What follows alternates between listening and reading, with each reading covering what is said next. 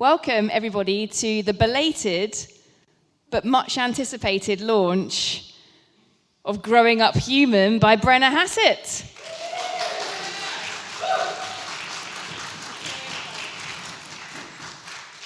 Before we start proceedings, you're going to be welcomed to this wonderful venue by Banu, who can't be here tonight, but has sent us a video that's going to play. Please give it your attention before we move on to Brenna's stuff. Hello everyone, welcome to Newington Green Meeting House. My name is Banu Aydınoğlu. I'm the Heritage Program Manager at the Meeting House.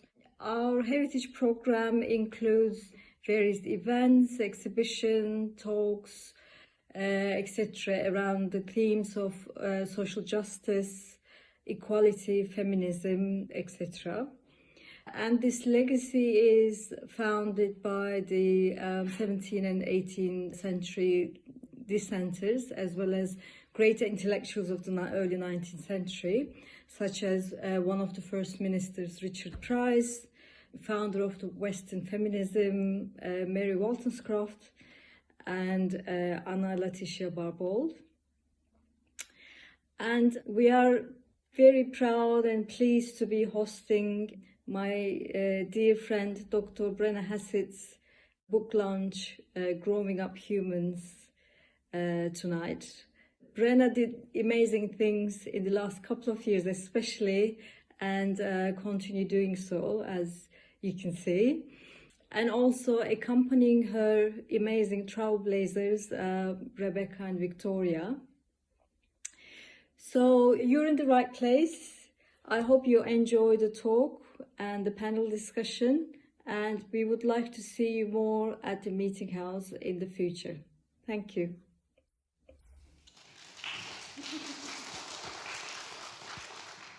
Yes, as Banu points out, it's Brenna's night, but I have to say, we are pretty excited here on stage.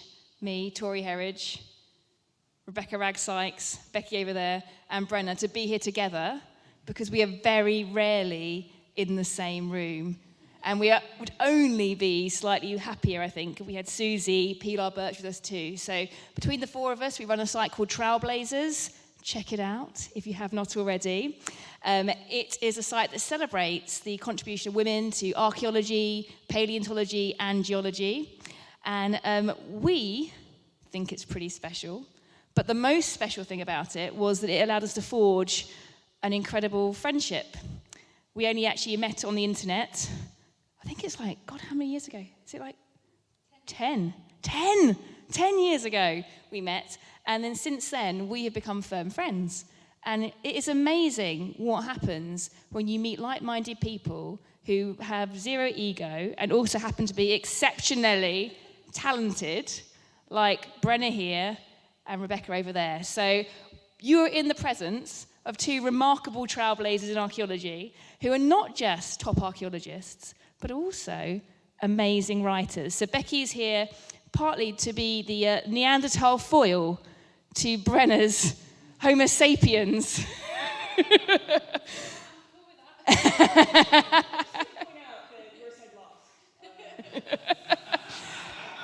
So, did you hear that? You can't do jokes without a microphone, Brenna.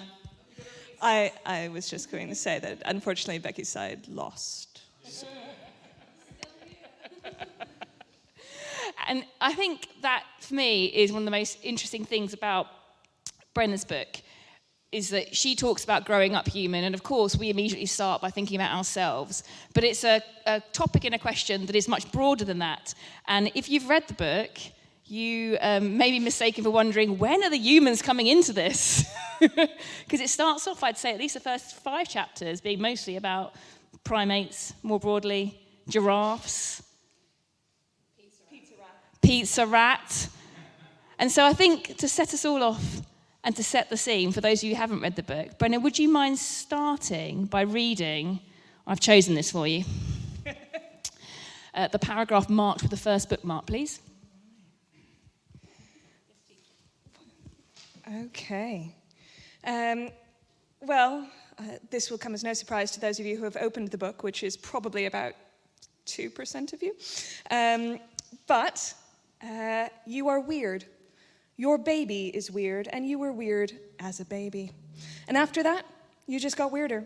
And that is for reasons that include planetary domination, but also a long tail of penis spikes and hidden ovulation and fertile fat and monogamy and unripe and unready babies, the evolution of dads and the secret purpose of grandmas, and some very, very strange parenting practices, ancient and modern, that make us the miracle that we are, the ape that never grew up. And I do mean that in the nicest possible way, but you are all very weird. I think I'm instructed to read something. Oh, I'm not. Not yet, Brenna. Not yet. That's for the end. Good. But you say that. You say, we are weird, and we were weird as babies, and there's some weird parenting practices. But just how weird are we? I mean, how weird are our babies? Well, extraordinarily, because for one thing, they stay babies for just about ever. So anyone who is currently asking their parents for financial assistance or has gone through what I like to call an urban childhood, which is that 10 extra years you spend definitely promising you're getting a career, definitely, but could you cover my rent maybe just this month? But humans actually biologically are weird. We have a childhood that lasts something like 25 years to become physically adult, and maybe a decade or two after that to really get the emotional and social skills. But I mean, if ever. So 25 years out of a lifespan of 80, the other animals on this earth that have a 25-year childhood are whales that live to almost 300 years. We don't live to 300 years. We've chosen somehow evolutionarily to take those goalposts of how much time we spend pretty useless, and we've stretched them as far as they will possibly go, and that is what makes us weird. And it comes out in a lot of different ways.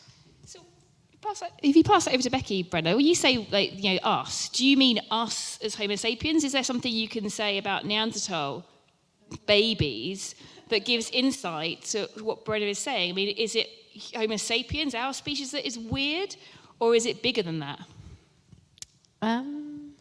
Well, I guess I would say Neanderthals are really close to us. You know, like a lot of the context in this book, and I think this is a really great book because it isn't just about like Homo sapiens. It puts us in the context in terms of the primate biology and evolution more broadly, and that's actually what you really need to understand why it's all totally strange. But in that picture, Neanderthals are very close to us, so I think we should expect them to be almost as weird in quite a lot of ways. But I don't know, if you ask me like about Neanderthal babies or children, like I guess what jumps out most is we don't know that much about them, but we do know that the very smallest of them seem to have been buried with care, actually, compared to sort of the broader span of burial data. Overall, we have more very young babies and infants for Neanderthal burials than we do for Upper Paleolithic Ice Age Homo sapiens people, so I find that quite interesting. That's my... I mean, what do you think, Brenna? I mean, when would you hazard, like, give us a guess when you think human, if you take human to be everything that's a bit like us. But when did human babies first get weird? You know, it starts with the tree shrew thing. So millions of years ago, there was a thing that was a little bit like a tree shrew. That's what the sort of origin of primates is something that's not a bat, but quite close to a bat. It just doesn't have wings. And that little animal started investing in its offspring, and the entire primate clade has just been a story of putting more and more investment into its babies, of coming up with strategies for caring for them, for feeding them, for providing for them, that goes above and beyond even what the rest of mammals, who admittedly are already devoted parents, they invented that whole milk thing, You know, that's already a level of devotion. But primates really have taken it to the next level. And the thing that primates do with this extended childhood, which I think is sort of the point, is they use it for learning how to be a better primate. That longer period seems to give them a chance to basically gain an advantage.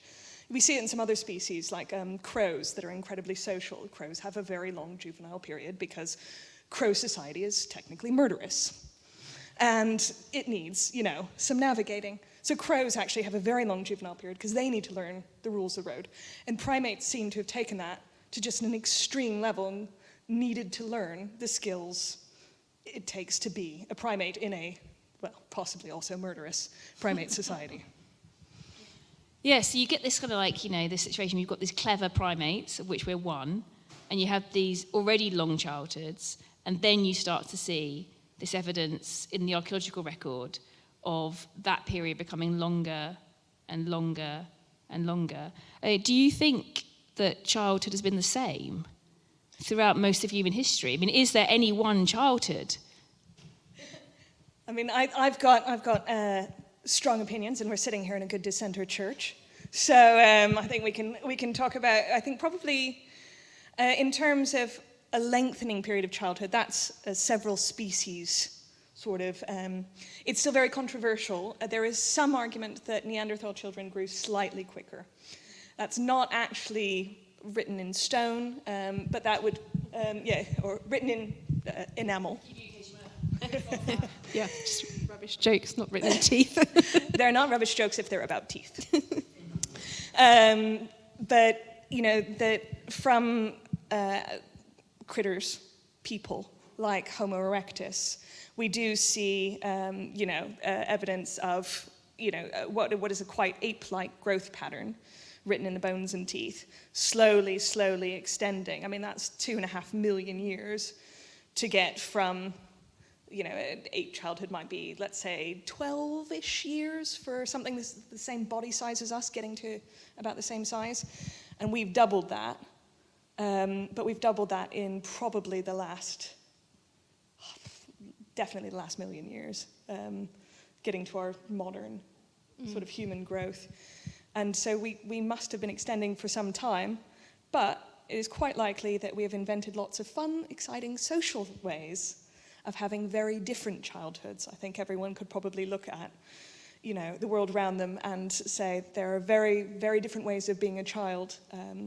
If you are a schoolgirl in Afghanistan versus, you know, a schoolgirl in, well, Newington Green, there are probably very different life experiences ahead of you. And so those are, of course, humans doing what they do best, which is to take their culture and turn it into something that evolution just has to deal with. And I think that is something that you could probably go around pointing fingers at when we got the ability to invest more in children, in some children, and less in others.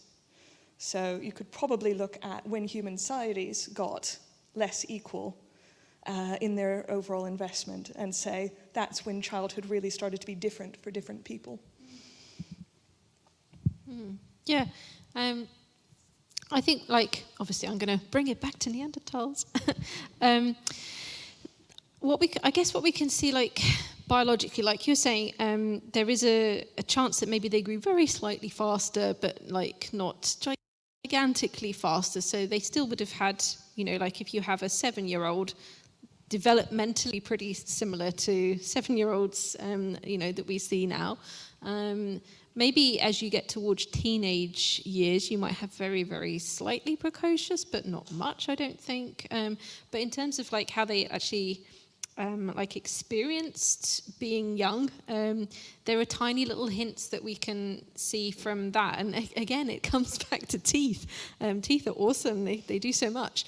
But no, so we can see, first of all, that some young, early Neanderthals, I think these ones are from a Spanish site, Atapuerca, so it's about 430,000 years ago.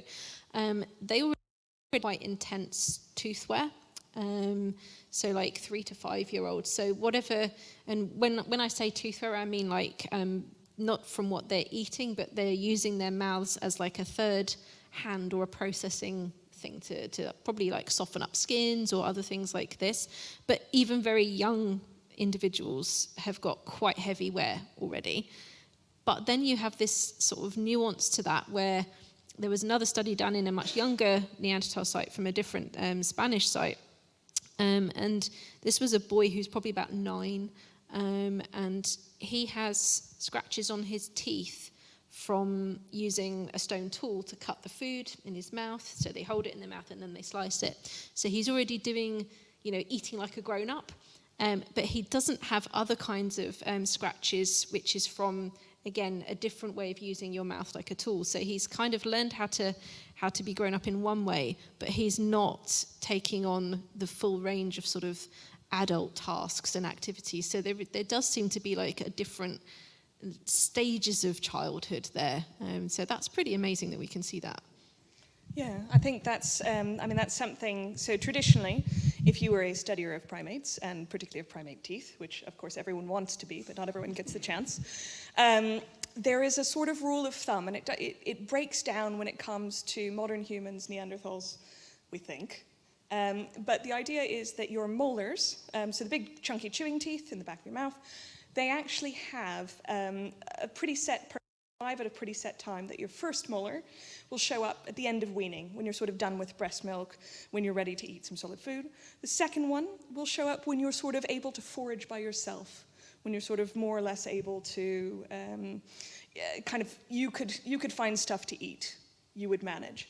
And then third one is usually associated with sexual maturity. So that's the wisdom teeth, which of course we now hate. For other evolutionary reasons that involve what we eat, and you could read my first book for more on that. But so this is a really standard, biology function. This is what your teeth are built for. It all goes together. And we, of course, do nothing like that. You get your second molar, adult molar, baby teeth don't count. Your adult molar, and you look at that child, it's like, well, that child cannot make a pasta. That child could not make a ragu if its life depended on it. Geez, I mean, these are, so we have culturally moved away, and we've certainly moved away very particularly from the association between weaning, the cessation of breastfeeding, and that first molar. That is no longer applicable. We've decided that it is much easier to get calories into the baby by providing them a Sainsbury's ragu.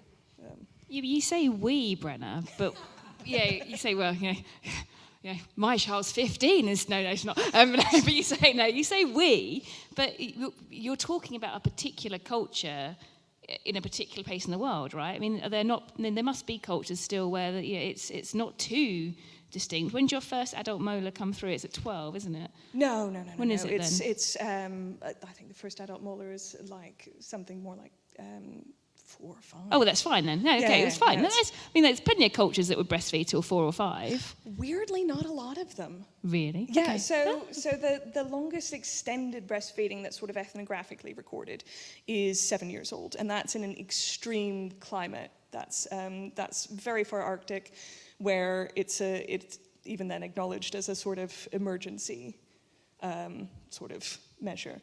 But most human cultures do cease breastfeeding quite early, and it changes depending on what you do for a living. So agricultural people who make their living mostly through farming and agricultural things, usually about 2 years would be the standard pre-modern, pre-industrialized workforce where you have to go sit in a broom closet.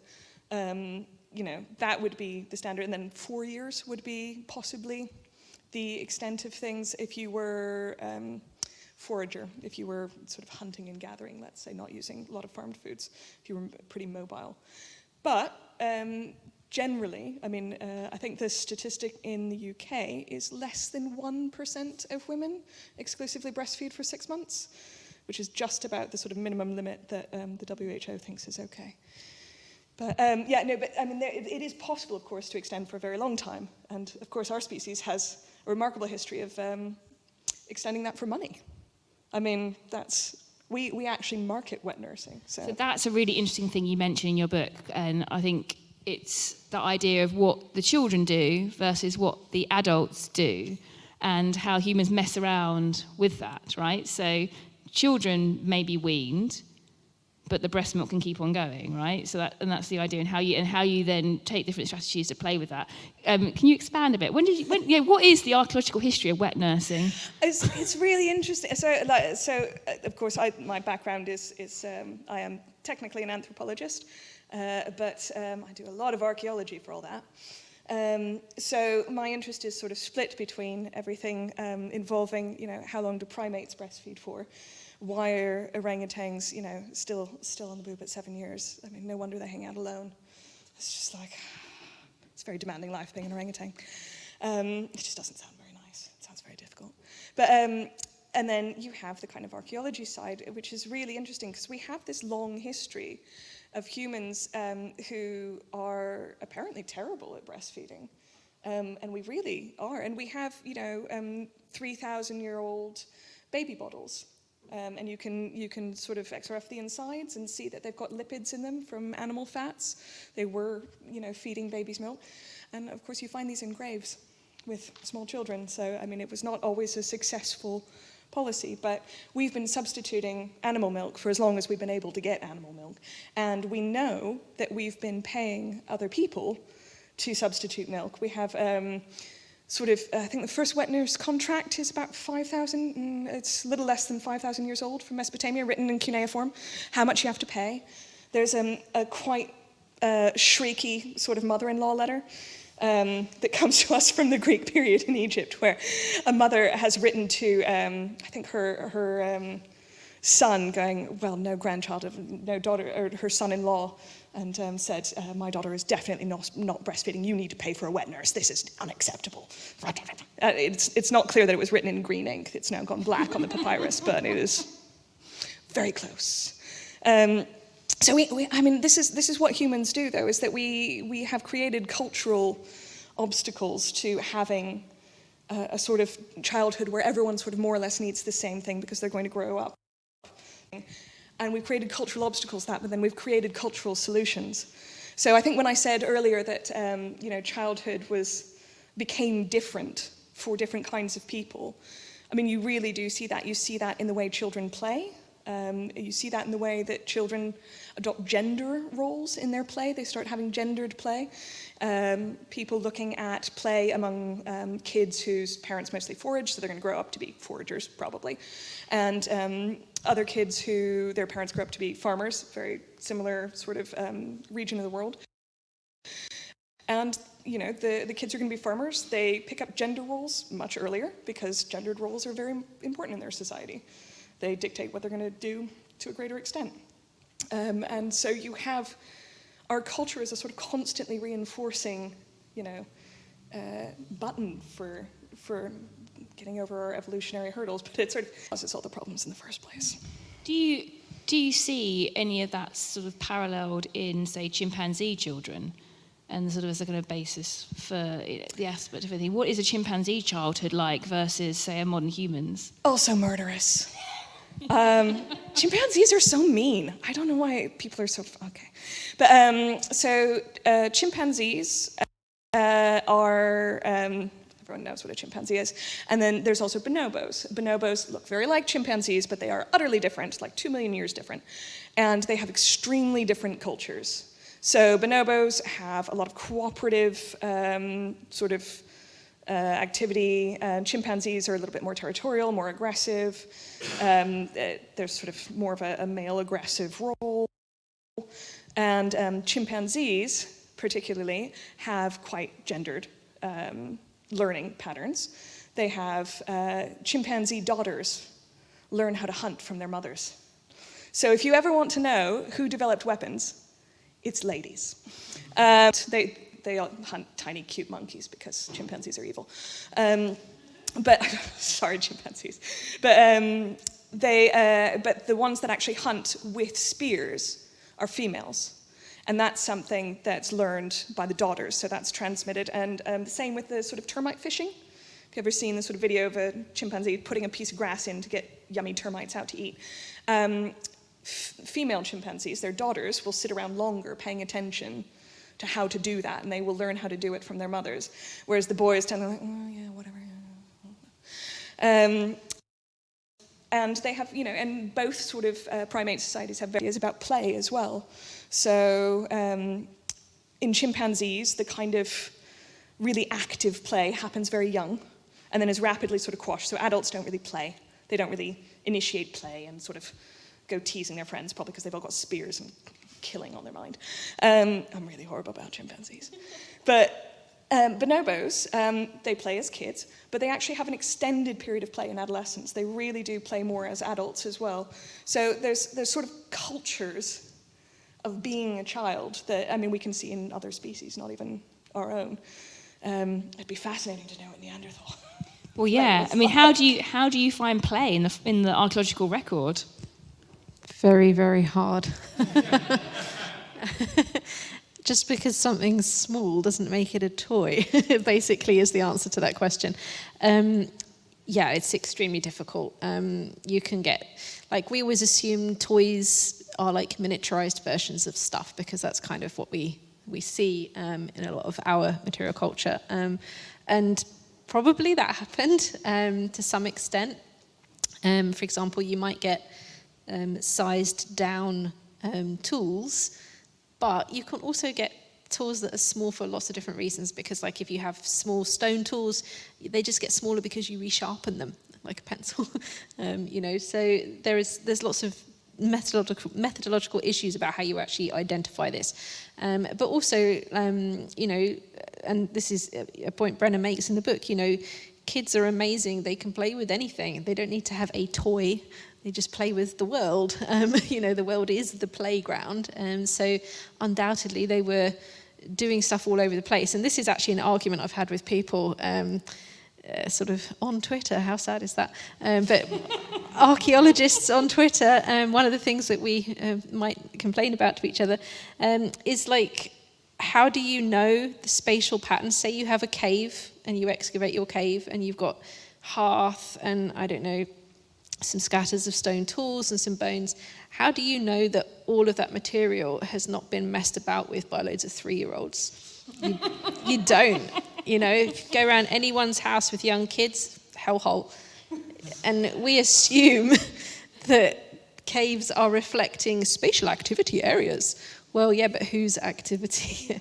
So, of course, there are real spatial things, and we can pick this out from caves, but kids were there. So undoubtedly a lot of what we see in the sites we excavate, that is their presence, but we can't pick that out very, very easily. But one thing I do like imagining for Neanderthals and for earlier hominins, actually, to come back to the weaning and the end of childhood, some of the stuff that makes me laugh most is ethnographic accounts from hunter-gatherers, where it's a big trauma when a new baby arrives and the breastfeeding has to be shared. But not only that, in some hunting and gathering cultures where they're living in tropical jungles and you don't put your child down on the ground because there's a lot of insects, actually the more traumatic thing is that they stop being carried and it's the new baby is the one that's carried and they're on the ground. Oh, tantrums, big tantrums. We've all been there. Oh my goodness. Yeah, so I'm just wondering how early was the first tantrum when you were not actually being carried in your nice little leather wrap anymore on mummy, or daddy. But that, I think what you pinpoint there is how do we ever extricate our own ideas of what is normal for childhood, for babyhood, for adulthood? How do we ever extricate those from our interpretations of other cultures, be they present or past?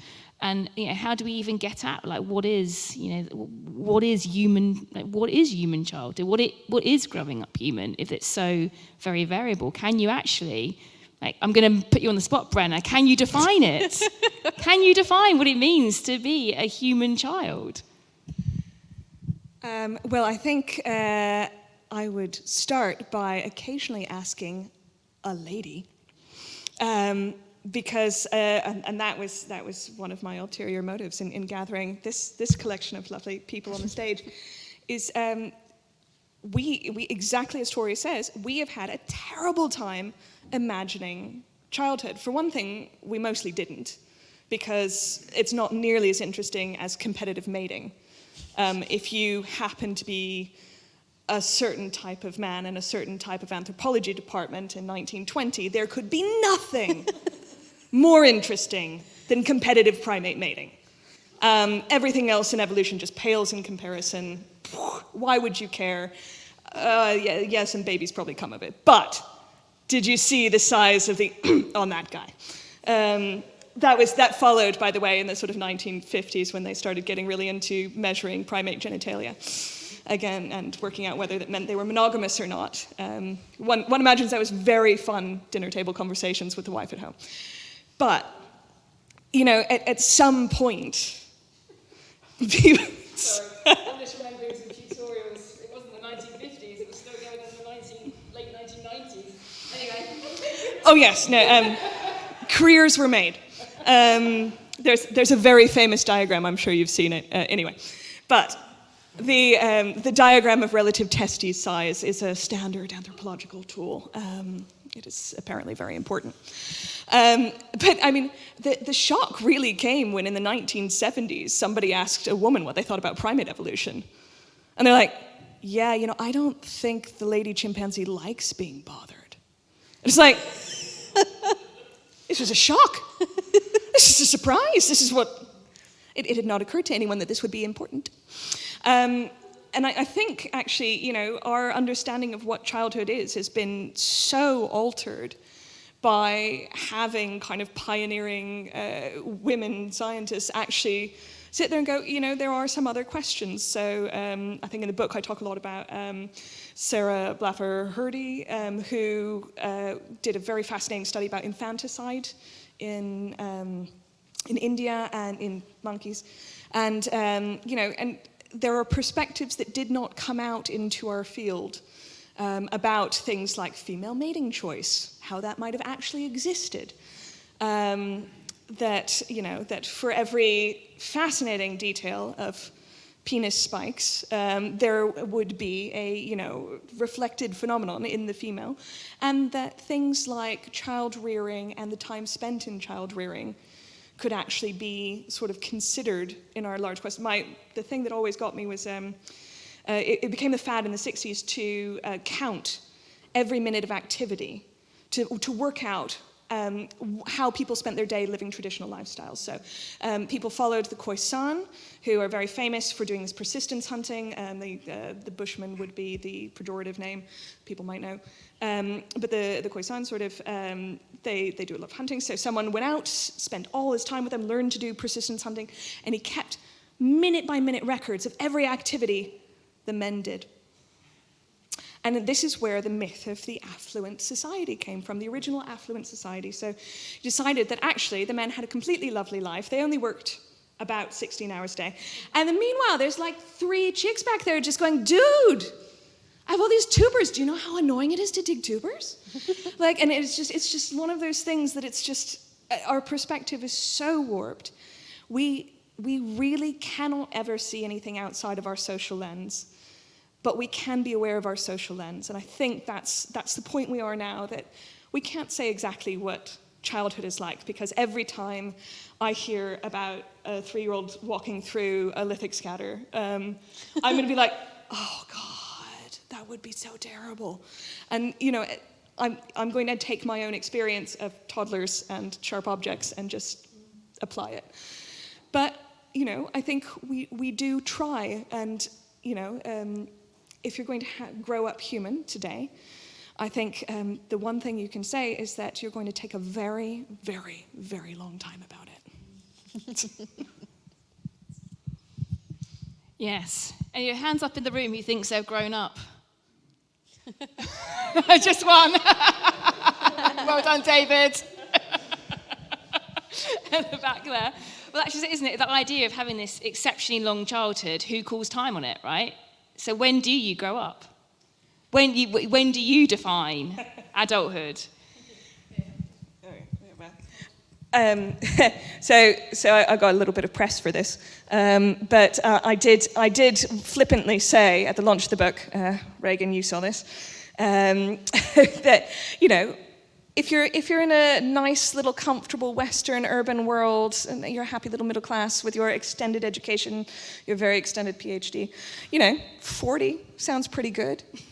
This whole book is basically an anecdote that I was hoping to send to my dad in case I needed to move into the basement at the age of 40. So, this had a real purpose, this book. But I think, so for me, childhood and the entire primate strategy and our strategy, no matter how we try and disguise it, is investment. We invest physically in babies in very particular special ways with our stupid, dangerous pregnancies and our weirdly short breastfeeding. And then we invest socially, and that we do just to the nines. Like every other primate, we try and give our kids friends and rules and ways to be in their society. But we also have these, the ability to basically turn material capital into all sorts of extra investment that allows us to stay children, to stay net beneficiaries for longer. So for me, the end of childhood is when you flip from being the thing that's invested in to the thing that's doing the investing. It doesn't have to be your own kids. It's just a sort of social role.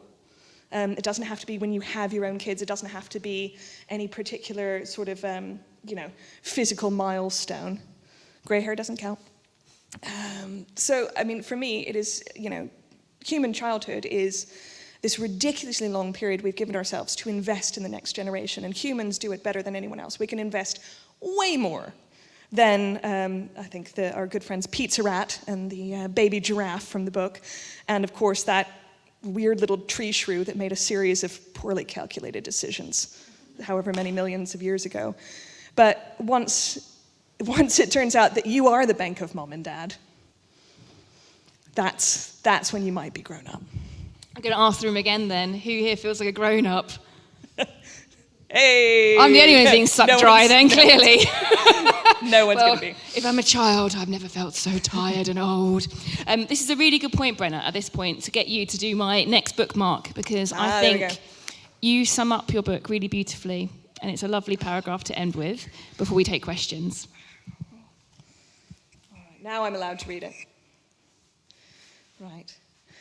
The lesson in this book is that our childhoods have become longer from our hominid ancestors on up. And this is not a bad thing. It allows us time to learn how to be a better monkey. But we, in all our various societies, need to have a long, hard think about whether we are really giving everyone the same shot at growing up human. Thank you. Before I take questions, I think we should give Brenna a round of applause.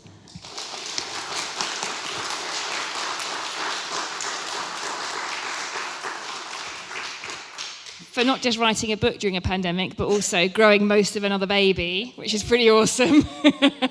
Holding on there, Brenna. Keep going. But we're going to take some questions from the floor. I'm going to whiz around with this microphone so that you can be heard, and then Brenna can use that mic to answer. But I'm going to steal the first question on behalf of Susie, because Susie Pilar-Birch, she can't be here because she's in America. She sent a question for you, Brenna. She would like to know how being involved in Trailblazers has changed your perspective, and did it actually change the way you thought about archaeology and the questions in this book?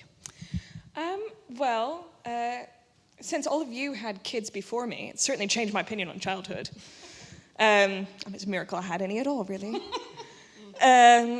It's really interesting that both Becky and I have sort of written books recently, and I don't know about you, but I think particularly with this one, because I thought women's contributions to the science that's behind this book were so important, and it was just so in your face how various perspectives had been ignored and how various people were very fond of insisting things that made them feel better. There's a series of comments by a guy called Richard Trivers who has some opinions on how hot teenage girls are, which I do not recommend taking up. Shall I read them to you? It's the horrible footnote. Yeah. Okay, hang on. Not libelous, it's from his blog. So Robert Trivers, who, if you're a student of anthropology, you would have read lots of his work. This is Brenna's footnote on Robert Trivers, in his own words, I guess. Robert Trivers has had an interesting career, to say the least.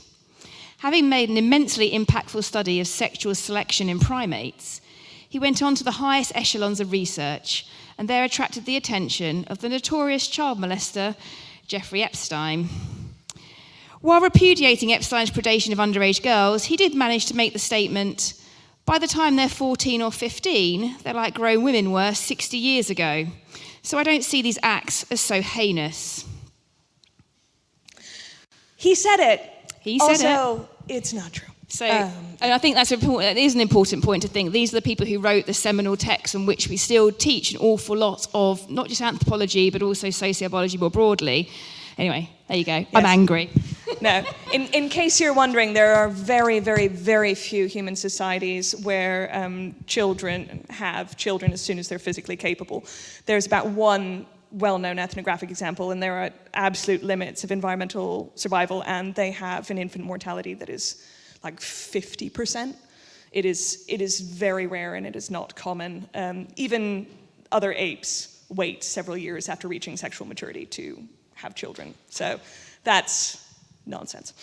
Yes, but Susie, I think her question can be answered fairly easily just by saying that it's been amazing. It's been amazing working with you ladies. I think it's opened my eyes to a lot of science that I wouldn't have necessarily seen, and I think it's made me question everything that I got handed down. And I think we probably all need to do a little bit more of that. More questions. I'm sure there are more questions. David. Yeah. I'm bringing you the microphone. Yeah, I'm a historical researcher here, and doing the blog, and got like a title for my blog. It's called Mary Shelley and the Mother of Cyberpunk.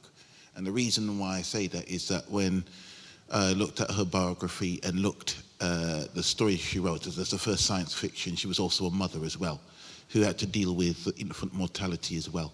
In my research, I found that in 2017, they had created the first artificial womb.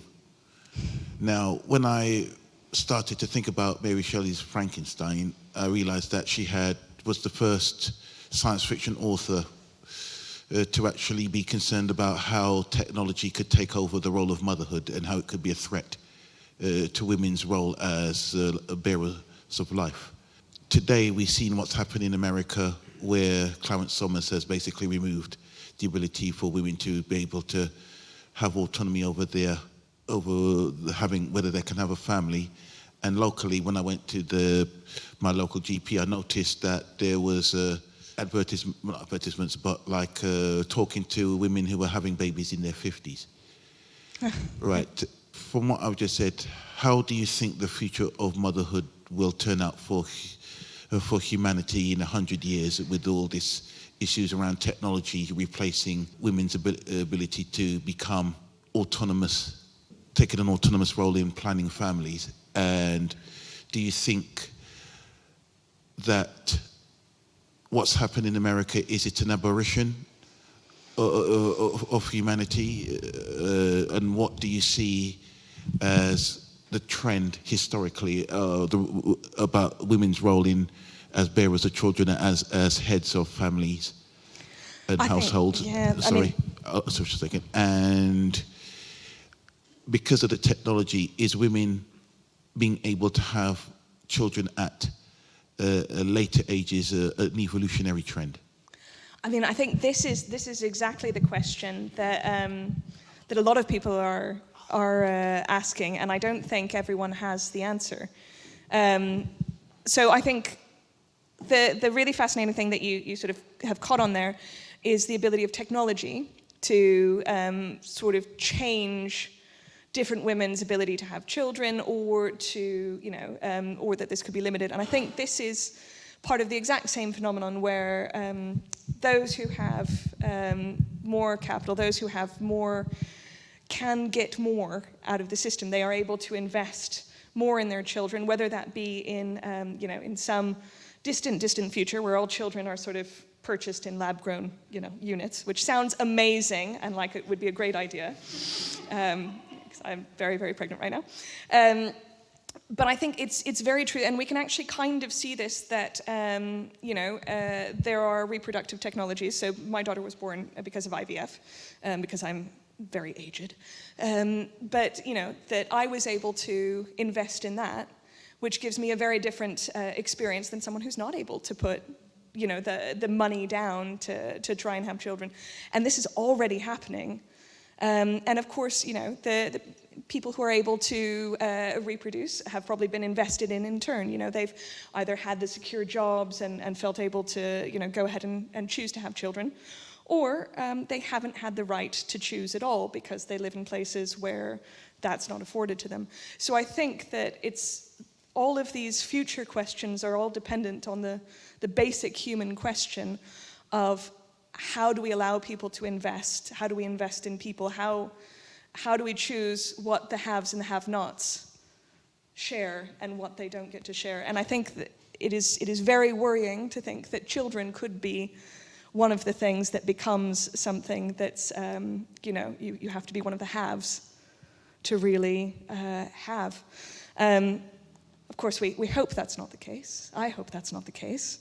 But I think it is very worth paying attention to all of the legislative and the sort of social things and things we're willing to vote for and pay for, you know. We used to say that what use was it sending a miner's kid to school? What use is it sending a poor kid to school? And it was churches like these that set up free schools for, you know, local kids. And then suddenly we all think, yeah, 10-year-olds should go to school. Anyone with a 10-year-old definitely thinks a 10-year-old should go to school. But, you know, and we did not think that way 150 years ago. My grandma finished school at 16, and it was like, wow, well done, Grandma. That is a long time. You know, for my family background, 16 was pretty amazing. And I finished school at 32. So, you know, it's like I got 15 extra years there. And that's because, you know, me and Sally Mae, the student loan company in America, invested in me. So, you know, I think that is really something is fascinating, but it's going to be a social decision which way that goes.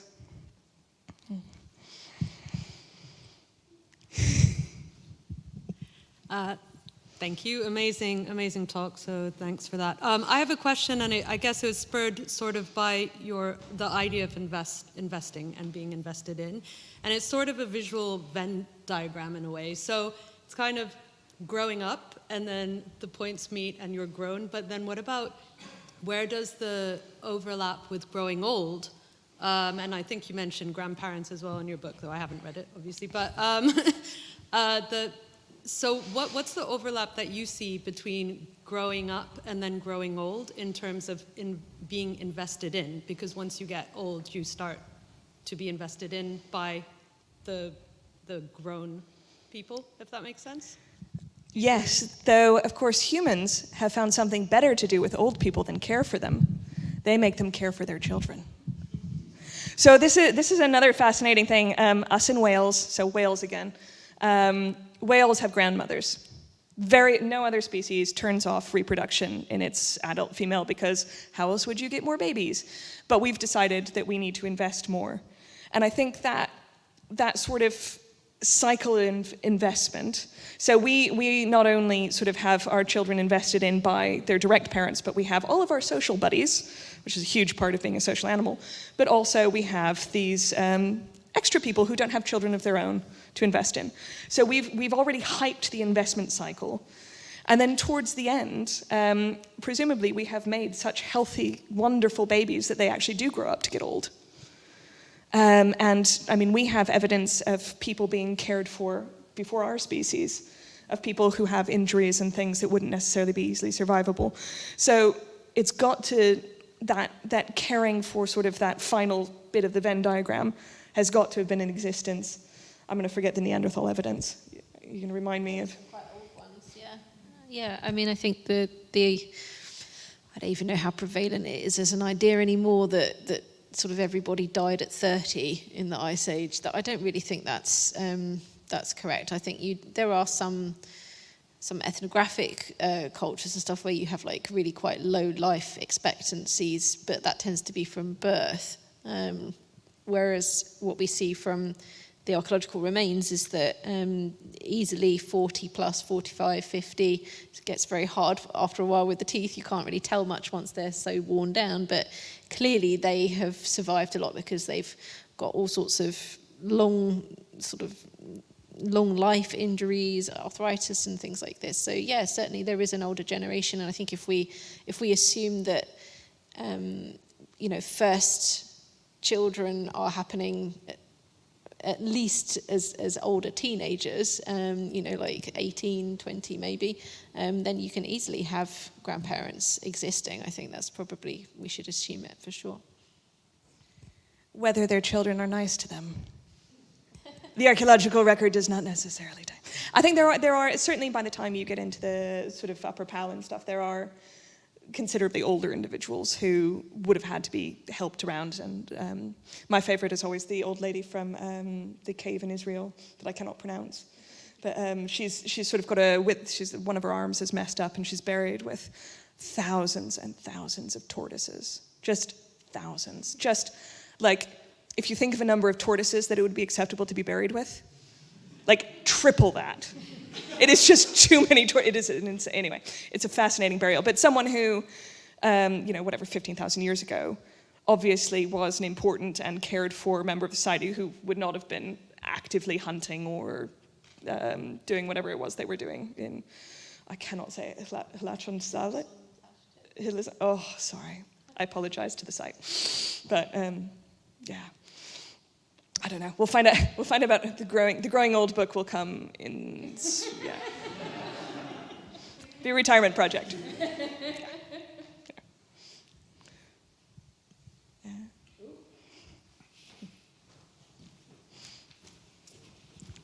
Whilst the mic's going over there, I'd like you all to start thinking about your best Brenner anecdote. God no.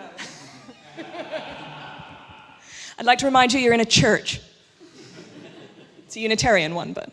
So I went to a talk, a few months ago by someone called Lucy Cook, who just written a book called Bitch, all about sexual selection. And she said exactly the same thing as you were saying about how so much of it was male biologists. I don't even know what her field is. I can't keep them apart. But, basically just completely discounting the role of female sex selection and matriarchal animal societies. So what do you think are, the biggest consequences of the fact that we've had this very male view of anthropology, evolution, the animal kingdom? What has it meant for how a society kind of conducts itself? I mean, I think it's missed half of cultural evolution. I think there is a really, really big sort of issue where the focus has been on male strategies, and females also have strategies, and we're still not very good at understanding them. So we talk about things like concealed ovulation. So most primates, you can tell when they're fertile. Us, who knows?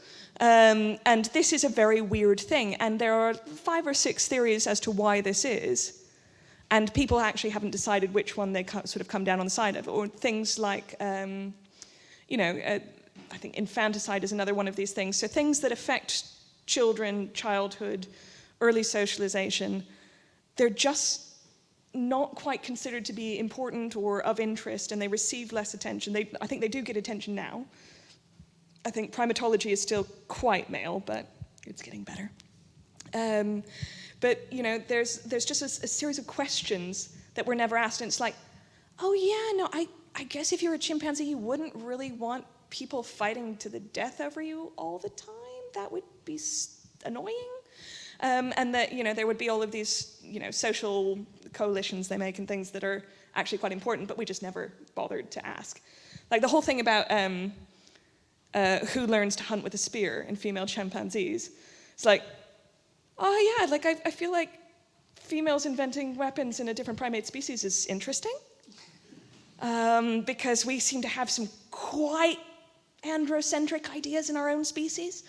So it's just like what questions we even ask are just so mutated that I think we've probably missed about half of the stuff that makes us human, or whatever weird primate we are. Just want to interject because there's a really nice throwaway line, like quite in the beginning of Brennan's book. You may miss it if you aren't paying attention.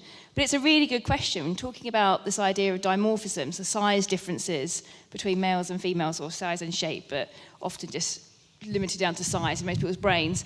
And Brenna just said, you know, people talk about the males being larger, but maybe actually the reason is that females are smaller. And it's just how you phrase your questions. It flips on its head the way you go about researching them. If you want to try and understand why something is bigger, you look for different reasons and trying to understand it, well, maybe they came from a place of equality of size, and then something caused one sex to become smaller rather than one sex becoming larger. You flip it on its head, and it's a whole different question. And I don't think anyone's answered that question, Brenna. It's your next grant. I believe people are working on it. Well, because mammals get it wrong. So mammals are super weird.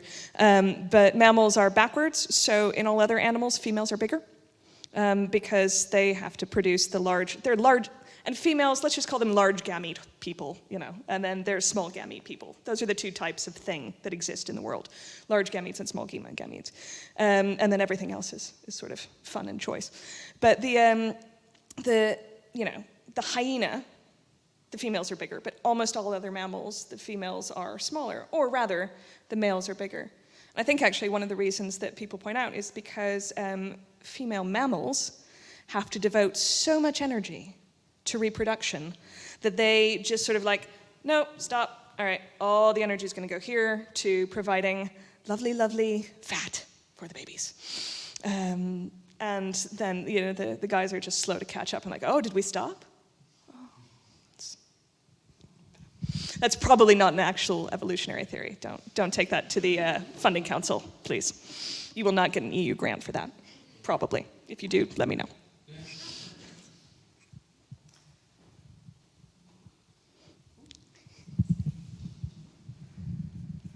Oh dear, Hi. Sophie works at the zoo, so it's going to be a primate question. I'm terrified. It's not a primate question.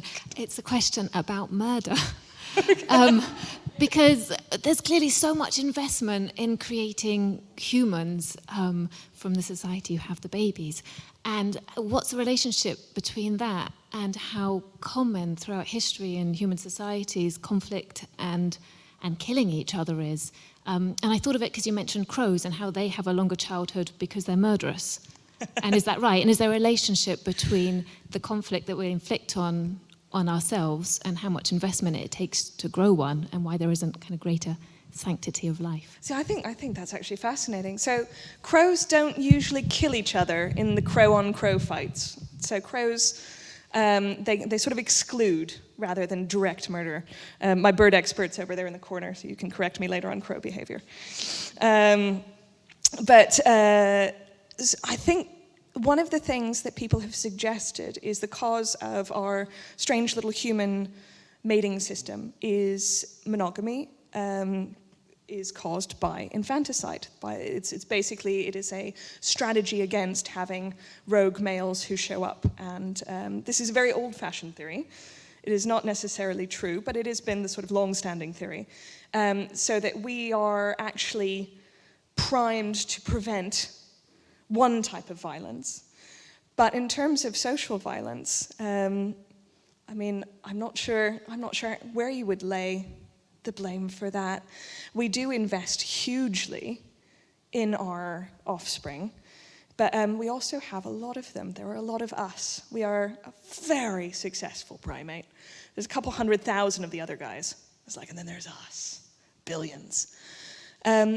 But I'm not sure. I think it's actually a really interesting question. I don't know, you know, it doesn't make any sense to me why you would invest that much and then send them off to go, you know, raid some nearby village and get smushed. We don't see the evidence of really, really large-scale violence. By really large scale, I don't mean large. I mean, like, I'm going to come smash your whole village and kill everyone. Until arguably kind of around the Neolithic. I don't think there's any particular, I think there is examples of Neanderthal violence. I think there's one spear stuck in someone's back. Yeah, there's some hunting and gathering, foraging community violence, but that's about 50 13,000 years, and that's probably to do with environmental stress. So that's like, but that's raiding. That's kind of like groups going in over long periods, but not like totally trashing whole villages. Yeah, it takes until like Talheim. When is Talheim? Bronze Age, but it's like 5,000 years or something, like 3,000 years. I'm terrible at the European Bronze Age. It went on for a long time. Yeah. But you know, that's when you start to get an entire community wiped out. That's really like, there's one example that's in North Africa that may be about 10,000, 12,000 years of an entire community that's killed. But it doesn't happen until much, much later, until we are an incredibly numerous species all over the shop. We are no longer able to walk away from other people by the time we start killing our neighbors. So I think there are probably really interesting questions about that level of investment, but it goes right back into who gets invested in, who doesn't, and if that kid deserves your investment, or if this kid does, or if you don't care and you're happy to sort of smash their head with a stone axe and take their farmland. Happy thoughts. Yeah. Let's have a happy question. It's just thinking of your Chimps Are Bastards file and that thing of Jane Goodall keeping her son Grub in a cage, because otherwise the chimps that she was studying would just eat him.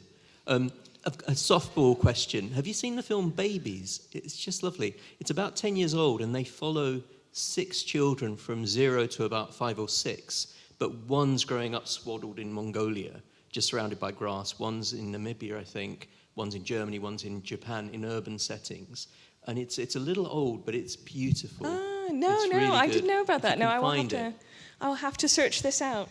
Yeah, I think that was one of the most fun bits of doing this book, actually, was going around and reading about sort of the various different ways that people raise their children. And I still have a lullaby that someone wrote down on a Mesopotamian sort of clay cuneiform tablet, stuck in my head.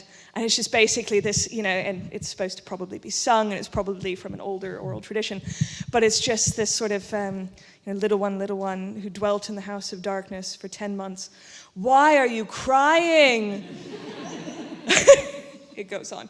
But it's just really remarkable that, you know, from the very origins of kind of how we can trace history, it seems so familiar. And I think that's probably one of the most fun things that I sort of liked about the book. Yeah, I thought it would help raising a kid. I'm not sure it would. I mean, buy the book anyway, just in case. It's very evolutionary informed. And on that note, Brenner is available to sign your purchase copies in the back room, where there's also free booze. Yes, and come support Viv and Bob from Newington Books, because they've come all the way out here with lots of books to buy, and they've got Becky's as well. So, yeah, come back. And thank you, everyone, for coming to church on a Monday night.